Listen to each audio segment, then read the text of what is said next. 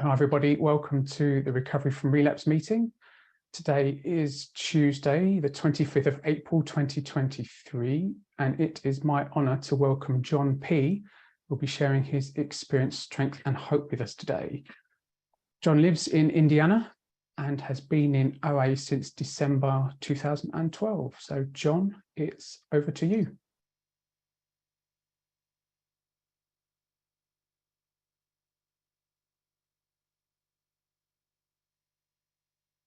Am I unmuted? Yes. Okay, good. Yeah, my name is John P, and I'm a grateful recovering compulsive overeater. Before I start telling you a little bit about myself, I would like to read one of my favorite portions of the big book, set a context for my talk. This is from page 124. We grow by our willingness to face and rectify errors and convert them to assets. The alcoholic's past thus becomes the principal asset of the family, and frequently is almost the only one. This painful past may be of infinite value to other families still struggling with their problem. Showing others who suffer how we were given help is the very thing which makes life seem so worthwhile to us now. Climbing to that thought, in God's hands, the dark past is the greatest possession you have. The key to life and happiness for others. With it, you can avert death and misery for them. And I really want my story to be a message of hope. I've had some hard things happen to me, and I've had some good things happen to me since I've been in recovery. But I will never. I am so grateful to be part of recovery and to be here today and share my story with you. Alan, I tell you what, maybe now would be a good time for us to show the pictures. At my top weight, I weighed 538 pounds. And as of today's date, I've released more than 330 and maintained that. As you can see, these are some family pictures. One's with my daughter, and one of the orange shirt was at my son's graduation. And then, of course, one since I've been in recovery with the weight loss. And they say a picture's worth 1,000 words. So, I mean, I think that says an awful lot about the hope of recovery. I felt like I was terminally unique in a lot of ways.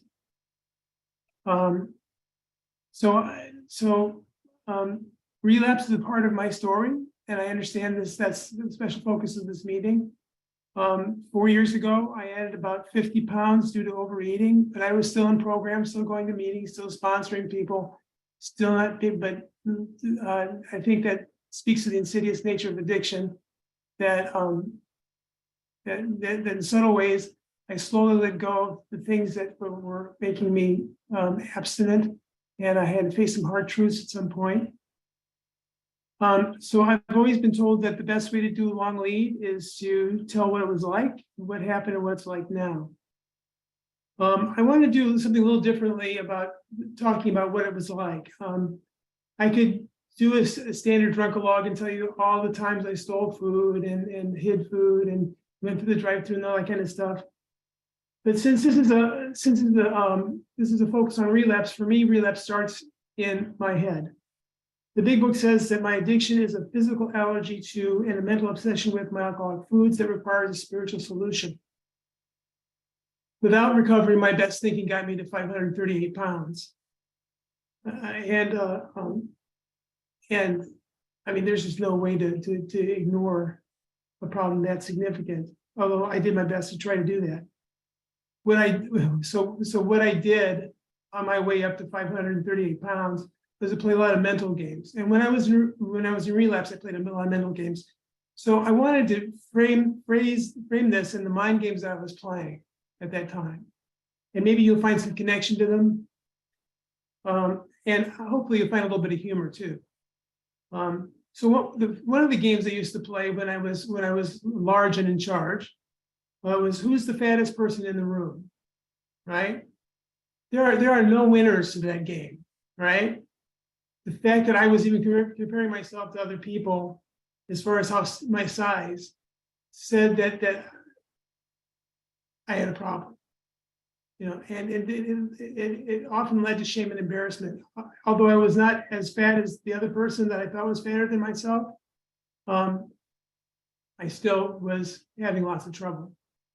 The next game I would play with myself is The Price is Right, or do I have enough money in my checking account to buy one of my alcoholic foods? I would play this math game in my head to determine how much money I had in my checking so I could go through the drive-through one more time that day to be able to get my alcoholic foods, and how I could find the money to be able to do that. Another game that I would play is the size challenge. Can I fit into that? Can I fit into the chair? Can I fit into the booth? Can I fit into the clothing? I remember the day that I wasn't sure whether or not I would be able to fit into a 6X size pair of pants at a big men's store. That was a pressing day. Days where I couldn't ride rides with my kids. I remember the day when in recovery when I was able to fit into a booth again. That was an amazing thing. I'd be able to cross my legs. The weight challenge. Will this chair support me? Both the last one and this one had to do with shame. And shame for me is a road to relapse. It's a road to compulsive eating. I learned very early in my life that the way to be able to deal with emotional distress and pressure and being overwhelmed was to eat compulsively, to sneak food.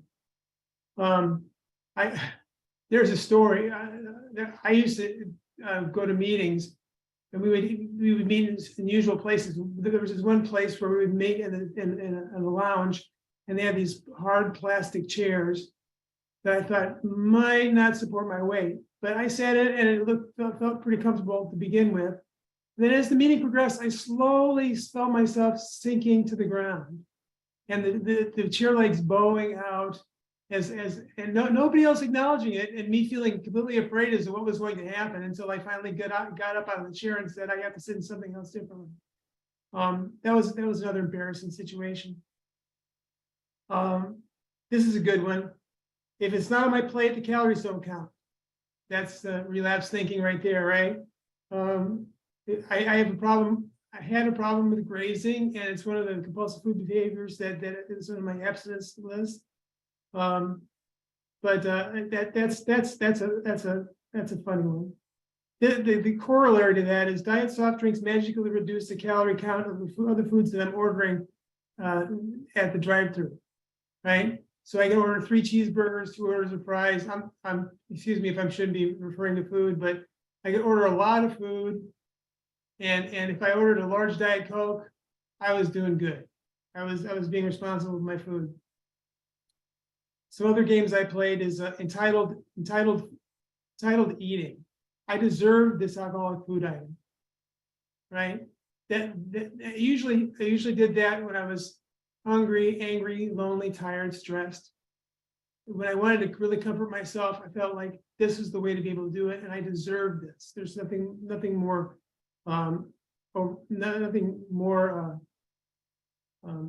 challenging than entitled eating. Another form of eating that I perfected was revenge eating. My first marriage ended in divorce, and not due in small part to the weight in my eating. And I was a very angry and bitter person for most of my life. For most of my life, I had a weight problem, and I didn't feel like I was loved or cared for. I felt my family loved me conditionally, and I could never do enough to earn their affection. As a result, I turned to food again as a comfort for me. But when I would get angry at people, I would eat. If they had a favorite food item in the house, I would eat most of it and leave just a sliver of it left for them to say, I was getting back at you for something. That's not very good thinking. The next game I would play is I can control my eating this time, or only one bite won't hurt. That first compulsive bite, And the thing is, I have taken that extra bite and looked around for the heavens to open and for the earth to swallow me up, and it didn't happen. And that led me to take the next compulsive bite, and pretty soon I was putting on weight. And when I put on the 50 pounds, when I relapsed, I did it in like a matter of 3 or 4 months. It has taken me nearly 4 years to take all that weight off.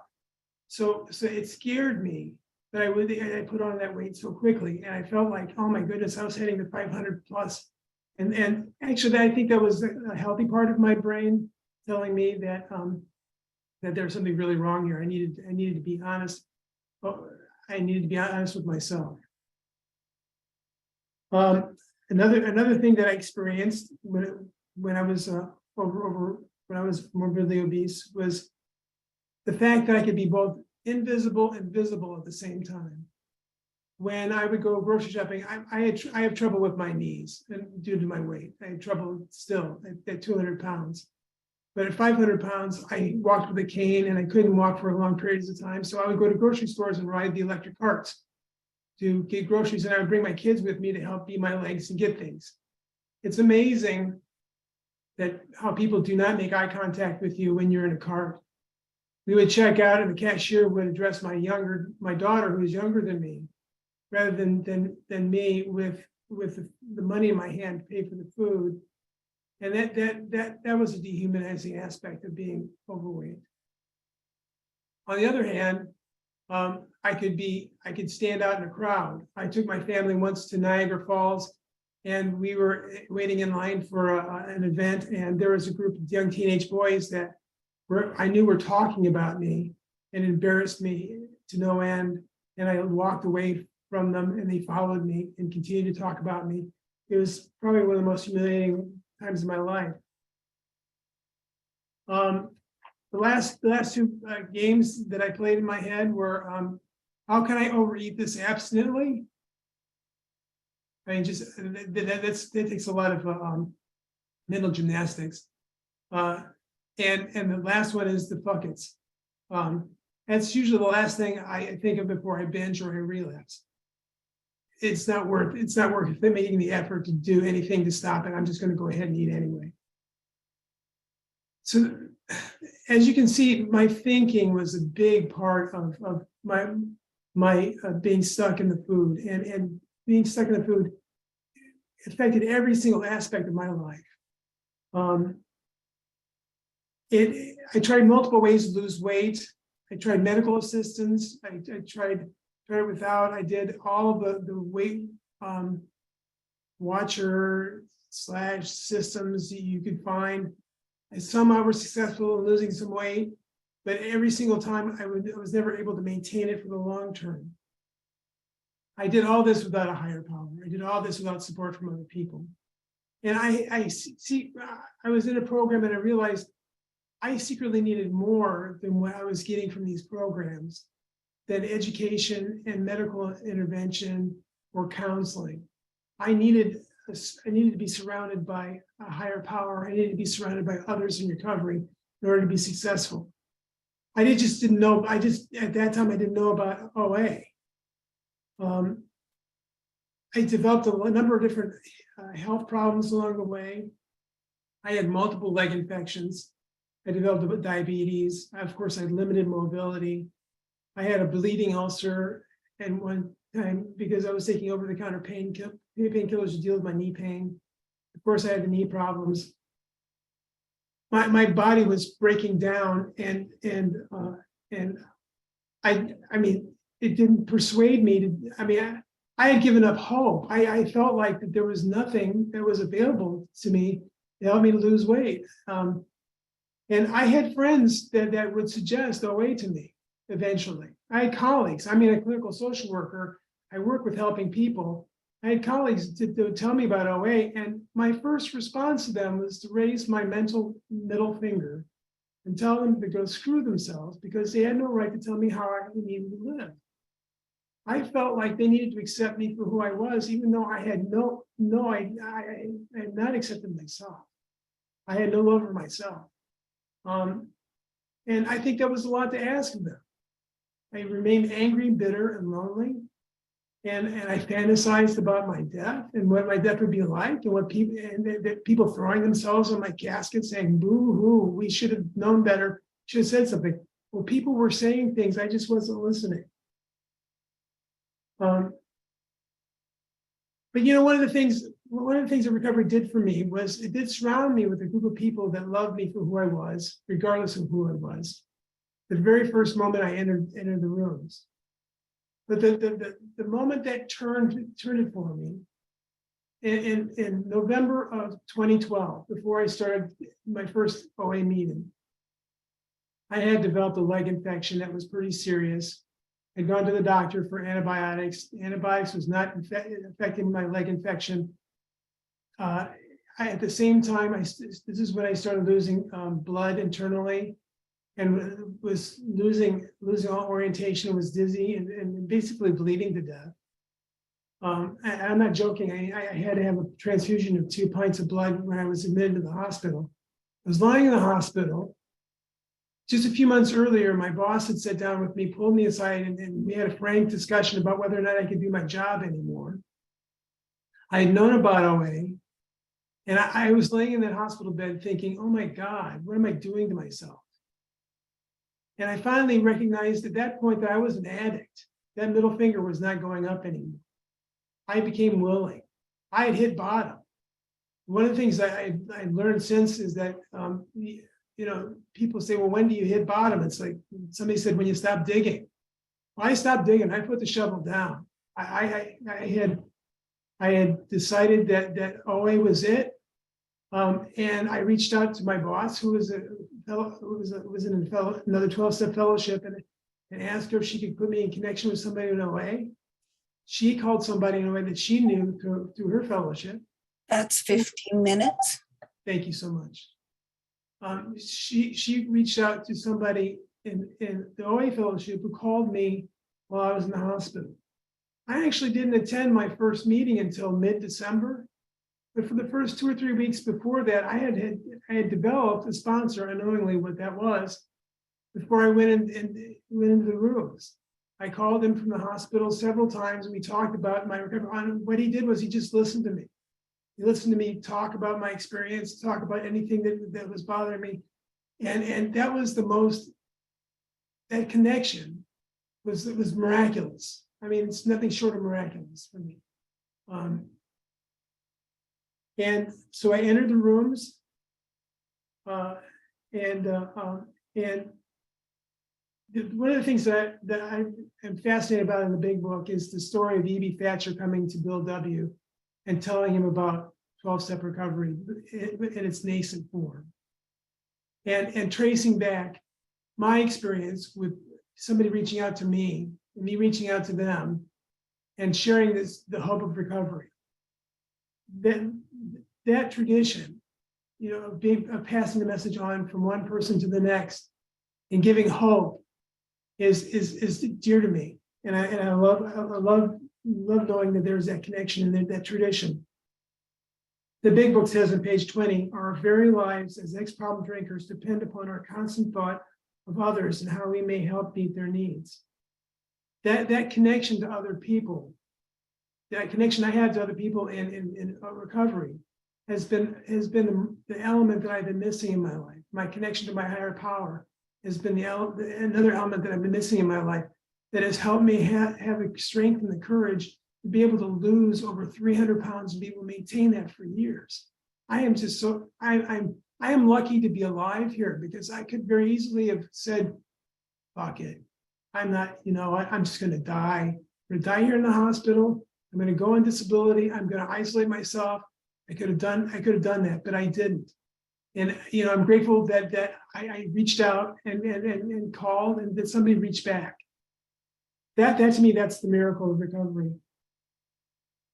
So with that gentleman, I worked the 12 steps. I used the tools, lost weight.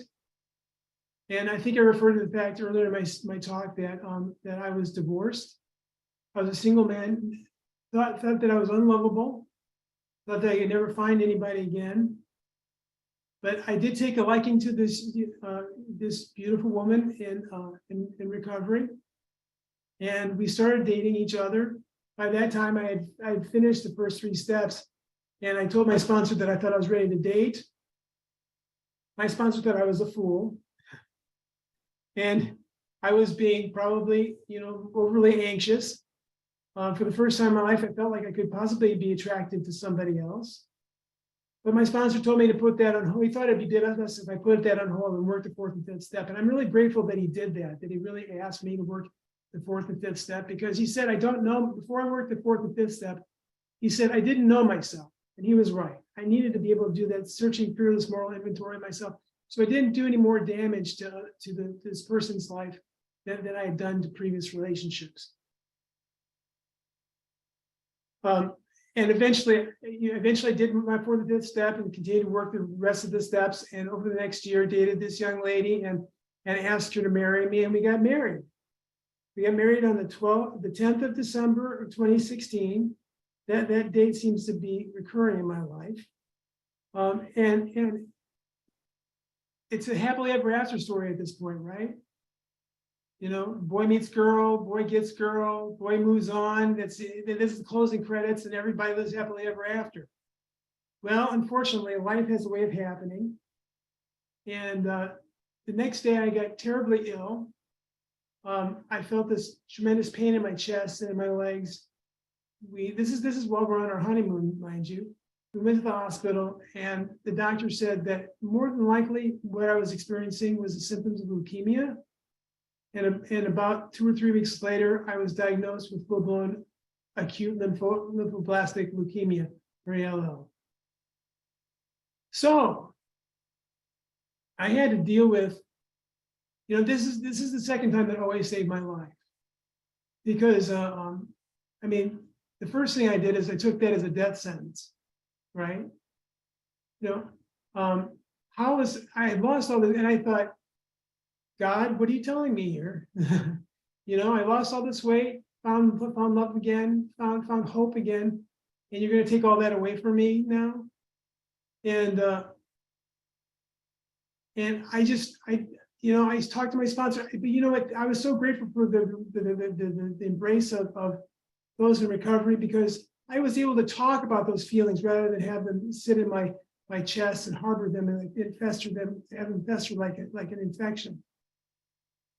I was able to talk about my fears, do inventory, work the 12 steps on cancer. And for the next 6 months, I was in and out of chemotherapy, lost my hair. You know, I found out you can gain weight while you're on chemotherapy. I used as a kid, pray to God to give me cancer, because then I would be skinny. I mean, again, that tells you the kind of thinking that I had. Now that I had cancer, I was able, I put on weight primarily because I was being pumped full of all kinds of fluids. But, you know, the strength of recovery in other people, that connection with other people, help me, give me the hope to be able to maintain and to engage with my cancer, and to work with it, and to embrace it, and to make it a part of my life. The way that the other people in recovery did that for me is they showed up in my room. My sponsor came and saw me nearly every day. He was fortunate that he was working very close and could come at his lunch hour. We would talk.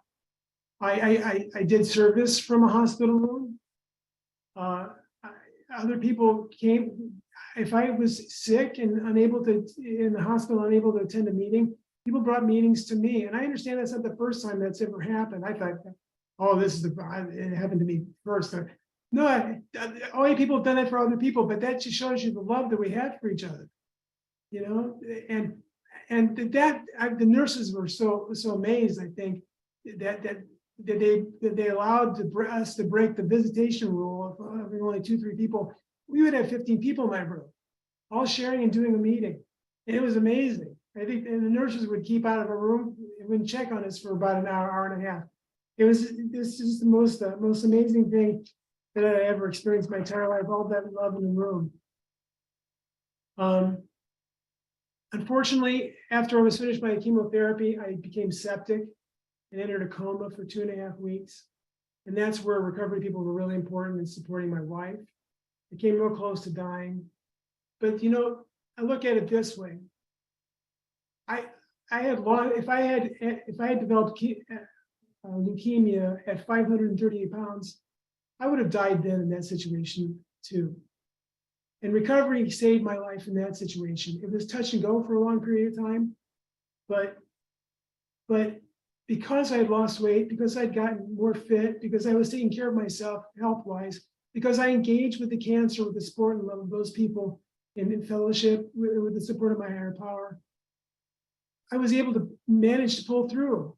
And we didn't think I'd be able to walk again, or drink or eat solid food. And I'm here to tell you that I'm walking, eating solid food. I live as normal life as I possibly can. The OA 12 and 12 on page 109 says, many of us would not be alive today if it were not for our OA groups. And that's certainly true for me.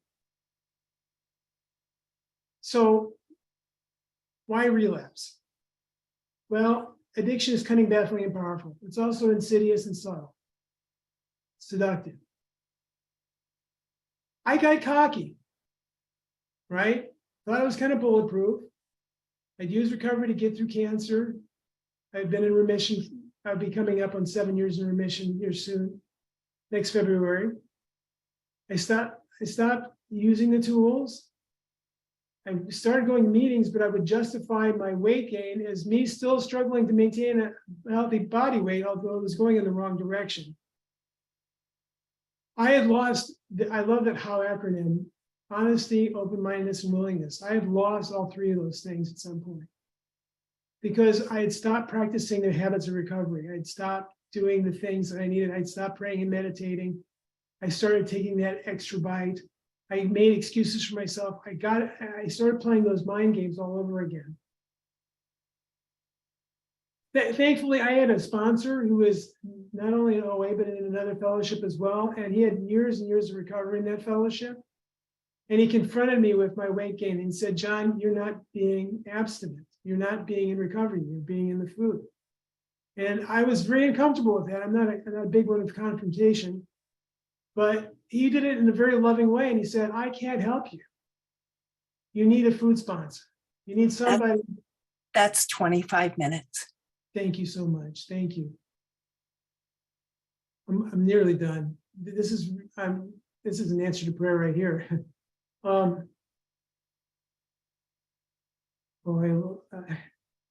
So my sponsor confronted me. He was being honest with me, and he said he could not help me with my food, so I needed to get a food sponsor. And I got a food sponsor, a woman that I respected her recovery tremendously. And we have been working together for the last 4 years, working the steps through again. And I'm not working the steps. I'm not sure if I said, but I have also been diagnosed with Parkinson's disease. So I'm working the steps with that, trying to embrace that the same way they embraced my cancer, and looking for hope and for vitality in life where there's illness and brokenness.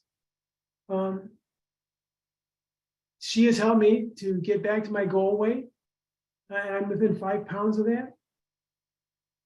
So, I had thought that one of my big fears when I relapse is, did I catch lightning in a bottle the first time out? Was this my only shot at recovery the first time? Was I destined to put on the weight back plus some and never become abstinent again, or never be at a healthy body weight? And I'm here to tell you that program works just as well the second time around as it does the first time around. I've heard that there's always another relapse, but there's not always another recovery, and that's true. I don't want to tempt fate, but I have learned that if I work the steps and work the program, no matter what the circumstances, I will find recovery. And that's very comforting to me. A fellow traveler in recovery said this to me once, and I thought it was really profound. The quality of my life is directly related to the quality of my social connections. I'm not alone in my disease. Other people understand and know what compulsive overeating is. And when I connect to them, when I use the tools of recovery, when I read literature, when I write, when I go to meetings, when I call my sponsor, pick up the phone, all 9 tools, I am connecting to my higher power. I'm agnostic when it comes to a personal God, but I do believe in the God in the rearview mirror. I've seen in my life miraculous things happen to me that I can't explain. I do believe that there's a force for good in the world, and that force for good lives and breathes in recovery. I think The other things I can tell you is that it's restored my it's given me a lot of emotional healing, a lot of spiritual healing. I'm at peace with the world now, where before I was an angry man who wanted to fight with everybody and just go off in my corner and die. I no longer want that. I want to be engaged. I want as much life as I possibly can. And I'm grateful that recovery has given me that opportunity on more than one occasion. There seems to be so much more that I want to say, but I think that's a good place for me to end. How much time do I have left?